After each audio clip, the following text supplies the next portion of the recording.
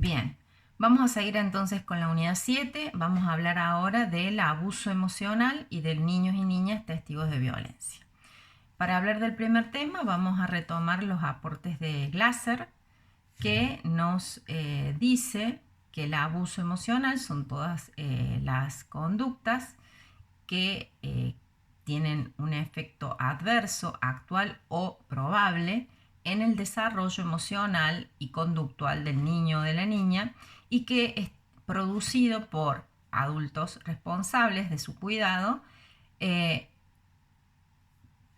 involucra el maltrato psicológico, emocional, que es persistente y que es severo.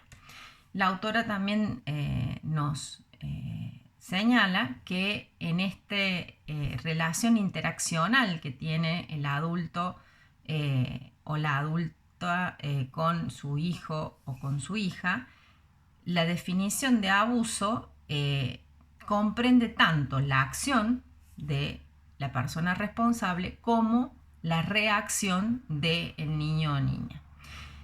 Es decir, tenemos que evaluar el conjunto de acción-reacción. Y ya vamos a ver esto más concretamente cuando hablemos de las dimensiones.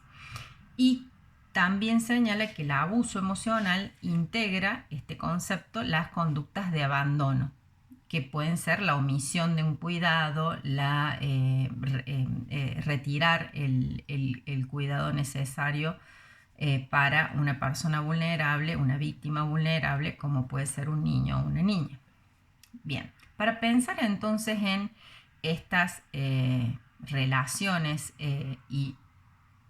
de la acción y la reacción, la autora piensa en 5 dimensiones que son que enmarcan relaciones inapropiadas o emocionalmente abusivas. Incluso para hablar de lo emocionalmente abusivo, dice que sería más apropiado hablar de abuso psicológico, que es un concepto más integrador. Estas dimensiones son las actitudes negativas persistentes, la promoción de vínculos inseguros, las consideraciones y expectativas inapropiadas para el desarrollo del niño o de la niña, la falta de disponibilidad emocional y las distorsiones e inconsistencias cognitivas. Bien, las actitudes negativas persistentes pueden darse en 2 planos, ya sean por actitudes o atribuciones negativas o burlas, por ejemplo, una designación reiterada, atribuyéndole al niño o la niña una maldad innata, una característica digamos, negativa en forma de que está investida este niño o esta niña con esa característica, por ejemplo, probablemente heredada, y con esto lo que logra, lo que busca y finalmente logra es que el niño o la niña exprese ese atributo. Por ejemplo, sos la última orejón del tarro, sos la oveja negra de la familia, sos la piel de Judas, sos Bart de los Simpson. O sea, pueden resultar hasta graciosas, pero insisto en esto de que hay que ver cuál es la conducta y cuál es la reacción, ¿sí? ¿Qué es lo que provoca? Si ha provocado o si es probable que lo haga un efecto adverso en el desarrollo emocional y el desarrollo conductual. Por ejemplo, que realice el atributo y entonces se comporte como le dice el atributo que tiene que comportarse. También esta actitud negativa persistente puede darse cuando hay una disciplina que es severa o que es o de control obsesivo. En esto, por ejemplo, se le introduce al niño o a la niña el terror a través de amenazas. Amenazas no llegan a ser el castigo físico, pero puede ser un anuncio de que va a ocurrir ese castigo o que va a ocurrir un abandono. ¿Sí? Si el niño o la niña no realiza determinada conducta o determinada tarea. O se lo aísla en situaciones de encierro que le producen justamente temor, y la disciplina se ejerce a través de esta forma de relación, ¿no? Entonces yo soy tu padre o yo soy tu madre, sé lo que hago y me tenés que obedecer, porque si no, si haces tal cosa o si no haces tal cosa, te voy a matar. O te voy a pegar, o te voy a agarrar con el cinto, o te voy a tirar, eh, o bueno, o puede ser que haya maltrato físico y que también haya maltrato psicológico o abuso emocional. Entonces el anuncio de me va a hacer tal cosa sea más que una amenaza, una confirmación muy probable, digamos, porque ya lo ha sufrido en otras ocasiones. El promover vínculos afectivos inseguros tiene que ver con el condicionamiento que hacen los padres de afecto, ¿sí? Condicionan el querer al hijo o a la hija en función de la buena conducta, la buena nota, el que seas primero en tu clase, o el que te esfuerces como para que nunca te vaya mal, ¿sí? Entonces eso a mamá le hace bien, le pone contenta, sos bueno o sos buena porque has logrado esto. Y entonces hay como una especie de distorsión, porque el amor o el cariño se condiciona a un resultado que no es el esperado en forma innata por este niño o niña, sino es el querido por sus padres, o por su padre o por su madre. Entonces condicionan la benevolencia del padre o de la madre a la gratitud del niño. Otra dimensión son las consideraciones y expectativas inapropiadas para el desarrollo. Y acá puede haber distintas variables, digamos, de esta dimensión. Por ejemplo, imponerle al niño o a la niña responsabilidades que son inapropiadas para su edad.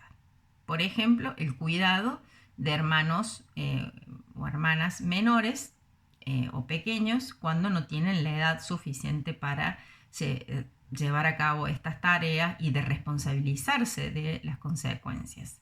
Entonces, como probablemente haya un fracaso en lo que se le pide, porque el error es haberle atribuido esa responsabilidad en principio, ese fracaso también se le culpabiliza. Y no son más que expectativas, ¿sí? No son más ni menos que expectativas de los padres para que el niño o la niña se acomode a sus necesidades. También puede darse esta dimensión de cuando hay separaciones que son imprevistas o inexplicables, ¿sí? O exposiciones a experiencias que son inapropiadas para la edad, o cuando hay un fracaso en protegerlo de estas experiencias inapropiadas o de expectativas inapropiadas, o cuando se le pide un autocontrol que en la edad en que está cursando el niño o la niña no es posible que lo logre, ¿sí? Bueno, por ejemplo, un control de esfínter en una edad que todavía no tiene la madurez emocional para lograr. También puede darse esta dimensión cuando hay justamente una conducta contraria, como es la sobreprotección, no dejarlo hacer nada, es decir, no poder habilitar al niño o la niña para que se equivoque en el marco de lo que se puede equivocar y de lo razonable para su edad, y de privarlo de oportunidades para que pueda adquirir sus propias fortalezas emocionales. Bueno, obviamente no hay un manual para ser padre, madre, hijo o hija, pero el norte, digamos, de estas consideraciones y de estas dimensiones son que justamente pueden provocar un efecto adverso o ya lo hayan provocado en el desarrollo emocional y conductual de la víctima. Otra dimensión es la falta de disponibilidad emocional. Por ejemplo, fallas en el reconocimiento de esa individualidad, involucrándolo al niño o a la niña en expresión de alucinaciones, ideaciones sobredimensionadas, relegándolo en pos de las necesidades del adulto, intentando modificar coercitivamente su personalidad. Y también la última dimensión son las distorsiones o inconsistencias cognitivas. Esto, por ejemplo, se da cuando se presentan mensajes contradictorios o místicos, o expectativas parentales que son inconsistentes, o respuestas parentales que son impredecibles. Entonces, las conductas y actitudes afectan tanto lo emotivo como lo cognitivo, y por eso es preferible, dice la autora, hablar de abuso psicológico y no de abuso emocional.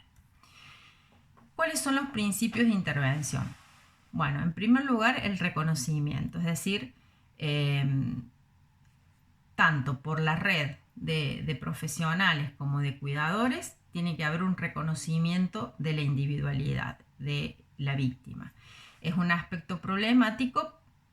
¿Por qué? Porque a las personas adultas les cuesta reconocer que estas dimensiones, con esos ejemplos que estuvimos repasando rápidamente, son parte de un abuso emocional. Es decir, ¿cómo puede ser que yo esté maltratando a mi hijo, mi hija, por decirle esto, o por hacerle hacer aquello, o por, de alguna manera decir, bueno, si a vos no te va bien en la escuela, quiere decir que no me querés, por ejemplo?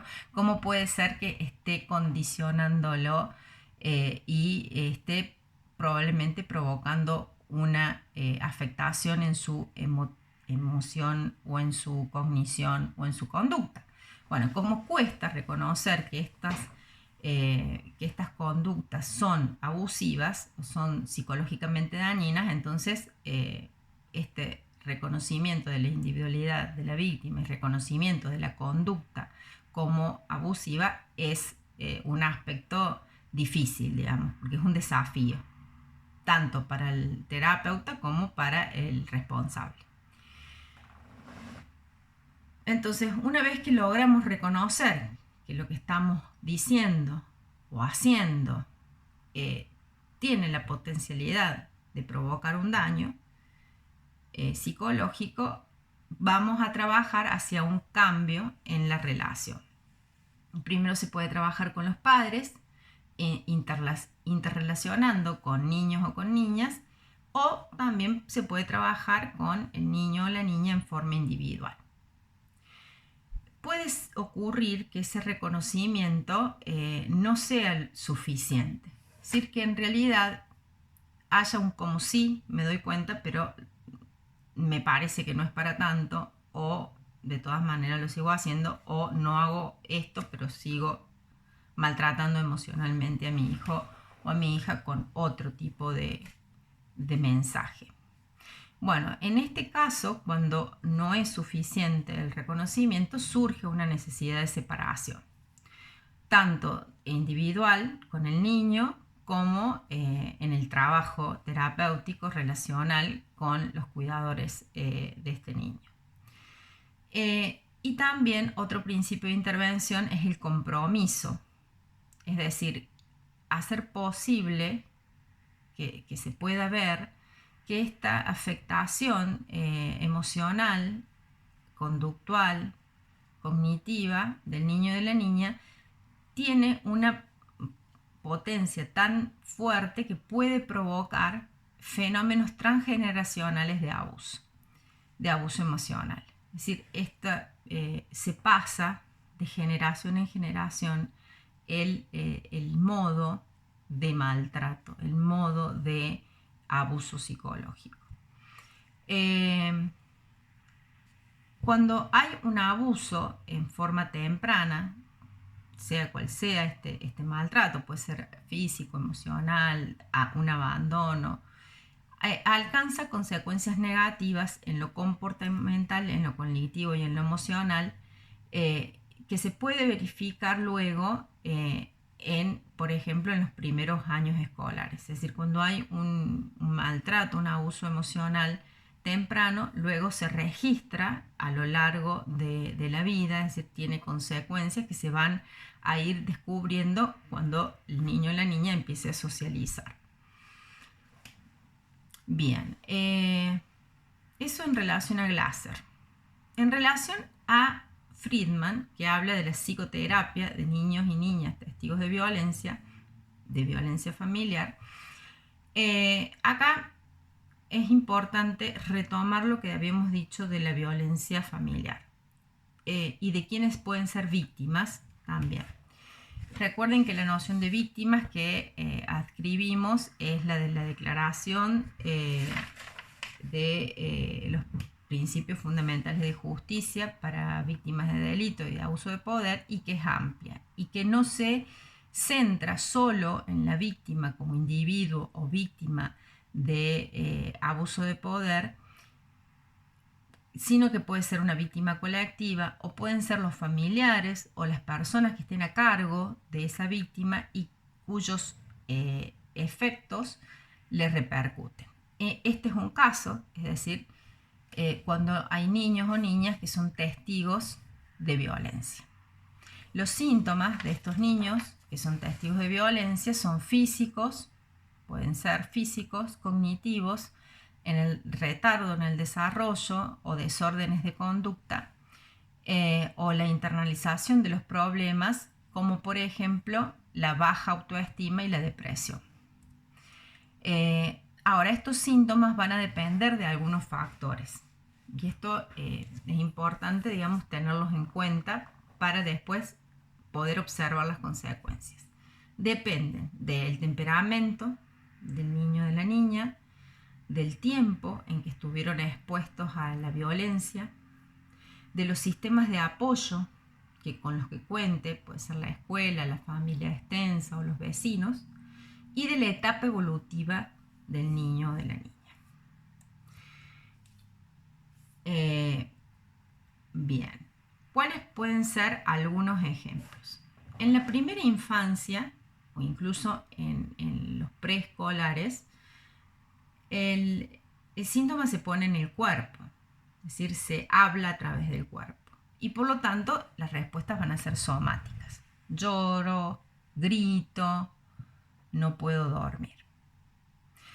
Entonces, también pueden ser en los procesos metabólicos, una detención del crecimiento, o se cortan estos procesos metabólicos o se lentifican. Puede existir miedo o irritación, ¿sí? Se pueden esconder, temblar, tartamudear o regresar a una etapa anterior del desarrollo cuando ya habían superado, por ejemplo, perder el control de esfínter o decir palabras sueltas cuando ya decían frases completas. Cuando son adolescentes, los síntomas pueden ser agresión, ansiedad, fugas de hogar, exposición a situaciones peligrosas, consumo de sustancias en forma abusiva. Y para esto, para poder trabajar con niños o niñas testigos de violencia, Friedman toma o retoma la teoría del trauma. En la teoría del trauma, los ejes de la intervención son el miedo, el desamparo y la sobreestimulación. ¿Qué ocurre con los niños o niñas testigos de violencia? Se culpan o pueden culparse por lo ocurrido. La conducta intencional causa daño en su psiquis y por lo tanto asumen una responsabilidad de lo que está pasando. Cuando se inicia el suceso, el niño generalmente no experimenta el evento completo, ¿sí? Porque el foco de la atención está puesto en la agresión y en algún elemento que pueda ser de mayor poder ofensivo. Por ejemplo, si quienes están peleando son los padres, pero uno de ellos tiene un arma, el foco de la atención va a estar puesta sobre el arma. Entonces, no hay una experimentación del evento completo, sino fragmentado. Y esto provoca o puede producir que se disocie o se retire. Las defensas psicológicas son entonces el aspecto más prominente del proceso traumático. El trauma se simboliza y la simbolización se generaliza, se amplía. La teoría del trauma entonces ayuda a formular cómo los síntomas van a ocurrir. ¿Qué puede ocurrir? Que las víctimas revivan la situación traumática en forma simbólica, hasta lograr que se suprima ese evento traumático, ¿sí? Y puede lograr entonces que acabe en disociación. ¿Qué hace entonces? Repite, se manifiesta, estas repeticiones se manifiestan en interrupciones del sueño, pesadillas, sueños diurnos, pensamientos obsesivos, flashback, memorias intrusivas, enfermedades psicosomáticas. Y también puede el niño, dependiendo de su edad, hacer juegos. Estos juegos postraumáticos donde se recrean las escenas y asumen en el juego el lugar de poder. Digamos, al ser impotentes en el evento real, en el juego asumen el lugar que no tuvieron en el evento real, es decir, el lugar de poder. Friedman explica que las madres son buenas terapeutas de sus hijos, pero que cuando ocurren estas situaciones de violencia en las que los niños o niñas han sido testigos, deben darle permiso al niño, que puede ser su hijo o su hija, para hablar de lo que vivió. Es decir, debe permitir que digan qué es lo que pasó realmente, que puedan explicar qué es lo que sucedió y a su vez que se les pueda decir que no son ellos o ellas las responsables de esto.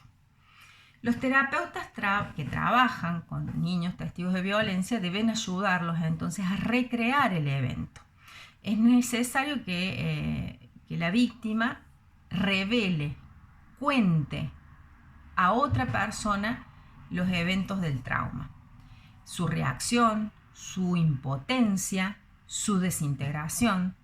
Y esta función del terapeuta es una función que no se queda ahí, es decir, no es suficiente que el niño recree el evento.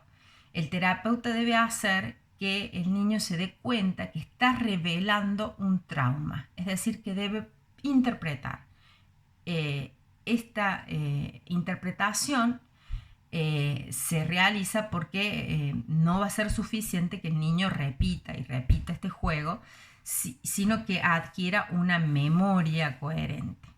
¿Qué es esto? Entonces, el evento nunca va a pertenecer en el pasado si no puede hacer esta intervención interpretativa el terapeuta, porque lo va a recrear o lo puede repetir y repetir, pero lo que tiene que lograr es que el evento no quede en el presente, sino que vaya hacia el pasado. Si no se logra esta memoria coherente de situar el evento en el pasado, lo que va a provocar es que el trauma siga ocurriendo y siga ocurriendo en esta forma, digamos, de repetición o de juego postraumático. Bueno, estas son entonces las puntualizaciones más específicas de este tema. Y ahora nos queda de la unidad 7 el abuso sexual infantil.